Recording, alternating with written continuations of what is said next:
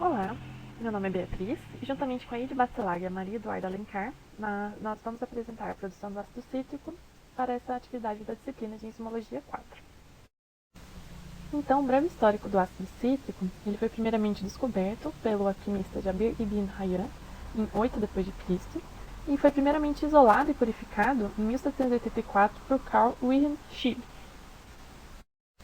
Inicialmente, as formas de se conseguir o ácido cítrico era por meio da extração e da purificação desse composto na forma de citrato de cálcio das frutas cítricas, como o limão, por exemplo. E daí depois, com a descoberta do ácido cítrico através de um cultivo que tinha açúcar de Penicillium glaucum, foi descoberto que nesse cultivo tinha o ácido cítrico, e daí isso intrigou os pesquisadores e novos estudos se iniciaram, procurando uma forma de obter esse composto a partir da fermentação, e dessa forma facilitar bastante o processo produtivo e a produção comercial. Então, algumas especificações químicas sobre o ácido cítrico é que a sua fórmula molecular é o C6H6O7 e ele é um ácido orgânico tricarboxílico fraco. Ele é um metamólito intermediário, ou seja, ele não é essencial para o funcionamento das células, das leveduras, e ele é um pó cristalino e branco, quando está bem purificado.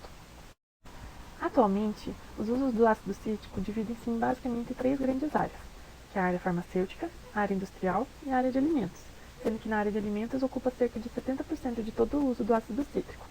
Então ele é muito utilizado como conservante, como acidulante e como aditivo alimentar. Então ele está presente em uma infinidade de produtos que a gente consome diariamente. Agora vamos poder trazer mais sobre o processo produtivo do ácido cítrico em si. E estima-se que 99% do ácido cítrico produzido mundialmente é obtido por fermentação. Com relação aos micro-organismos produtores do ácido cítrico que são usados nessa fermentação em escala industrial, alguns micro-organismos que podem ser utilizados são leveduras, como as Candida tropicalis, Candida intermédia, Rancinula, entre outras espécies de levedura, tal como os fungos filamentosos, como Penicillium citrinum, Trichoderma viride, Absidia, entre outros fungos filamentosos. Mas o fungo filamentoso principal, que é muito utilizado na produção do ácido cítrico, é o Aspergillus niger. Trazendo um pouquinho sobre ele, o porquê que ele é muito utilizado, qual a vantagem dele? É que ele tem uma maior produção de ácido cítrico por unidade de tempo, então ele é um grande produtor de ácido cítrico, além de que ele é um micro-organismo muito fácil de fazer a manutenção do crescimento dele e o manuseio dele, porque não é um fungo patológico.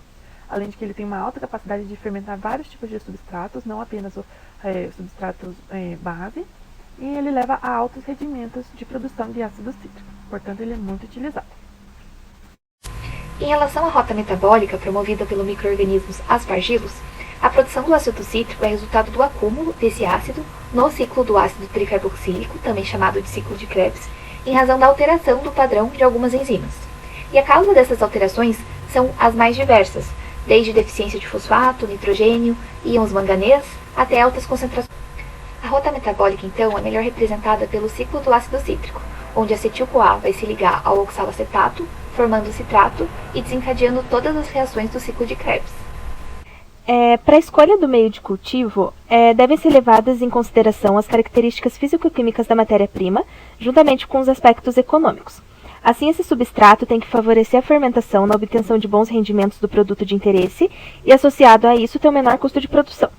Na produção do ácido cítrico, podem ser utilizados açúcares diretamente fermentáveis, como a frutose, glicose e a sacarose, e também pode ter o reaproveitamento de resíduos agroindustriais, que se tornou uma opção muito barata para os processos fermentativos por ter uma larga disponibilidade. Mas para o uso desses resíduos, precisa antes estudar o quanto de tratamento vai precisar ser feito nesse meio. Então tem que ver se vai precisar de ajuste de pH, diminuir o tamanho das partículas desse resíduo, aumentar a disponibilidade de carbono. Tudo isso vai precisar ser estudado, pois cada processo incluído no tratamento desse meio vai aumentar o custo de produção. Por isso que a gente sempre procura achar um equilíbrio entre o melhor rendimento e o custo do processo. Já para definir o modo de condução desse processo, vai precisar ser analisado os fatores externos, como pH, temperatura, agitação, umidade, concentrações de ativadores, inibidores, oxigênio dissolvido, metabolismo de gás carbônico do ácido nítrico e propriedades do resíduo utilizado, se for o caso. E, em conjunto a isso, vai precisar ser analisada a composição do meio de cultivo, da matéria-prima. Então, as fontes de carbono, que são os açúcares, fósforo, nitrogênio, ácido, oxigênio e os íons metálicos. No que diz respeito ao processo de produção, a síntese do ácido cítrico ocorre através da fermentação, que é o processo mais econômico e amplamente utilizado. E as vantagens de utilização desse método é que a operação é simples e estável, a utilização de sistemas menos sofisticados e a um menor custo de energia. E a produção do ácido cítrico por fermentação, ela pode ser conduzida por 3 principais formas, que é de superfície, submersa e em estado sólido. Em relação à fermentação em superfície, foi o primeiro método empregado para a obtenção biotecnológica desse ácido em grande escala, e é um método utilizado por lotes, utilizando caldos de fermentação preparados a partir do farelo de trigo, amido de batata, melaços ou xaropes de glicose. E essa técnica ela fornece 20% da produção. Explicando um pouco mais sobre a fermentação em superfície, após a esterilização a vapor, o meio nutriente contido em tabuleiro de alumínio é inoculado por injeção, cerca de 2 a 5 vezes 10 a 7 esporos secos por metro quadrado, ou por pulverização de uma suspensão de esporos.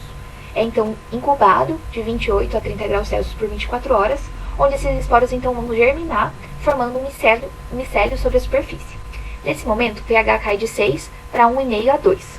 As bandejas então são colocadas em câmeras ventiladas, onde a circulação de ar é esterilizada. Assim, há um fornecimento de oxigênio e retirada do calor produzido durante o processo fermentativo. E essa ventilação também é responsável por remover o CO2. Então, o crescimento desse fungo filamentoso, ele gera uma camada submersa de micélio, que fornece oxigênio e nutrientes do meio de cultivo para a massa celular. O período de fermentação leva de 8 a 12 dias, a produção diária é de 1,2 a 1,5 kg de ácido monohidratado e o rendimento final é cerca de 80%.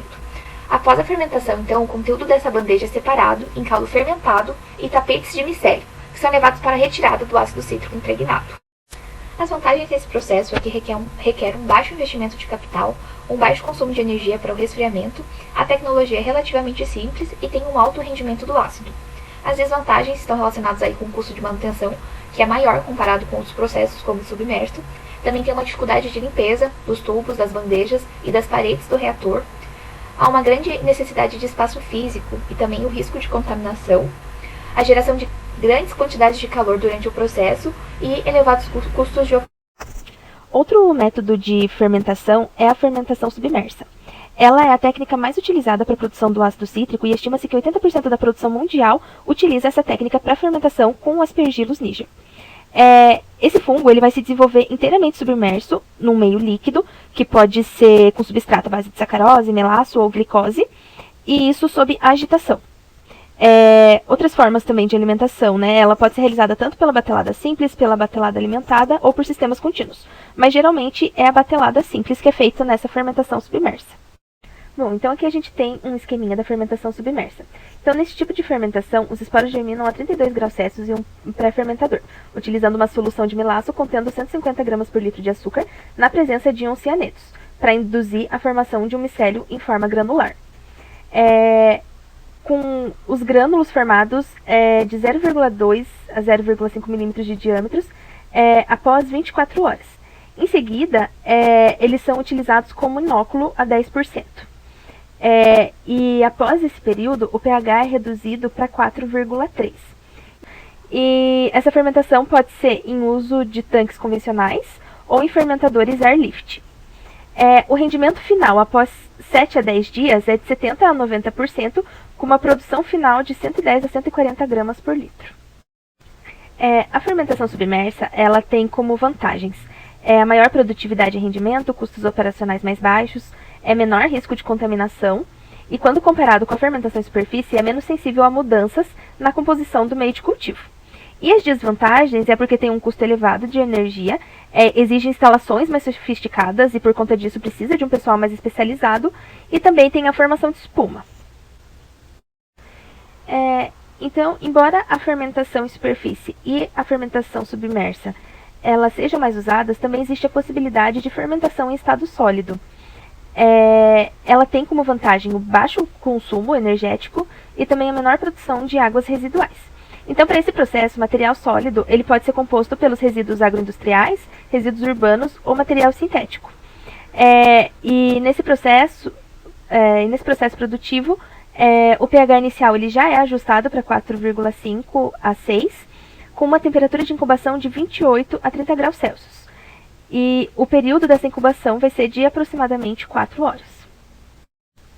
Então, é importante ter em mente que o método escolhido para a fermentação influencia no processo tanto quanto a escolha do micro-organismo. E o bom rendimento na fermentação em um método não necessariamente vai ser bom no outro método. Então, por isso que é importante se pesquisar antes de começar esse processo produtivo. Ao final do processo fermentativo, o produto ele vem acompanhado por várias impurezas, como o micélio, sais minerais, ácidos orgânicos e proteínas. Por isso é necessário um processo de purificação, e ele vai variar de acordo com o método de fermentação utilizado. É necessário fazer um pré-tratamento do caldo fermentado antes do processo de purificação propriamente dito. Esse processo que eu vou explicar, ele é aplicado à fermentação em superfície. Então, o caldo fermentado, ele é drenado com o objetivo de retirar ao máximo o ácido cítrico residual. Também é adicionado água quente para lavar a quantidade residual desse ácido cítrico que ficou no micélio, que é em torno de 15%. A água da lavagem drenada é adicionada novamente ao caldo fermentado. E o micélio, que é liberado para um outro vaso de lavagem, é submetido novamente a um aquecimento para a retirada ainda mais desse ácido cítrico residual. Então, a polpa quente é desidratada por filtração sob pressão e tem-se a retirada do ácido cítrico em torno de 2 a 4%, e é adicionado novamente ao caldo fermentado. O pré-tratamento do caldo fermentado também é aplicado à fermentação submersa. No entanto, o micélio é ainda mais difícil de ser separado do caldo fermentado. Ele deve ser aquecido em torno de 70 graus Celsius por 15 minutos, para a obtenção da coagulação parcial de proteínas. A filtração deve ocorrer por filtro contínuo. À direita nós temos um exemplo do filtro de tambor rotativo a vácuo utilizado nesse processo. A precipitação é um método padrão de recuperação do ácido cítrico após o pré-tratamento. Há necessidade de adição de cal com condições controladas, como a concentração do ácido cítrico presente no caldo deve ser superior a 15%, a temperatura deve ser em torno de 90%, o pH deve ser igual a 7, e a concentração do leite de cal adicionado deve ser em torno de 180 a 250 kg por metro cúbico, e esse processo deve ser de 120 a 150 minutos para a precipitação do citrato de cálcio a partir do caldo fermentado contendo ácido cítrico.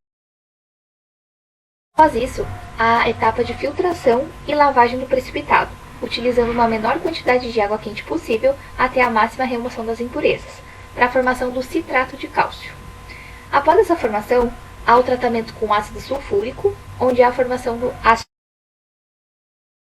Há então a mistura do ácido cítrico com o sulfato de cálcio, sendo necessário a realização de uma nova filtração para separar o ácido cítrico. Esse ácido deve ser então tratado com carvão ativado e resinas de troca iônica, onde a solução purificada deve ser concentrada em evaporadores a vácuo, em torno de 40 graus Celsius, cristalizada, centrifugada e seca, obtendo assim cristais de ácido cítrico purificado. A recuperação do ácido cítrico pode ser feita de outras maneiras, por outros métodos, como extração por solvente, adsorção em resinas de troca iônica, eletrodiálise, ultra e nanofiltração. Aqui estão as nossas referências e muito obrigada!